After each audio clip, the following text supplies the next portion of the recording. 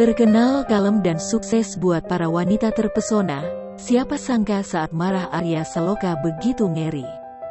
Bahkan lawan main Amanda Manopo ini tak segan menuliskan kalimat menohok untuk mereka yang berani menyakiti Putri N. Melansir dari story Instagram pemeran Mas Al di Ikatan Cinta ini, Arya Saloka memberikan sindiran menohok. Sindiran itu ditulis Arya Saloka tak lama setelah Putri N curhat mendapat bulian lewat akun Instagramnya kemarin.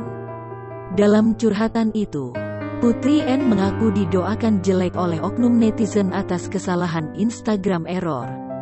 Putri N sebagai istri sah Arya Saloka kerap mendapat bulian hingga hujatan. Ada saja tingkah Putri N yang dianggap salah oleh kalangan oknum walau semua itu terkesan mengada-ada.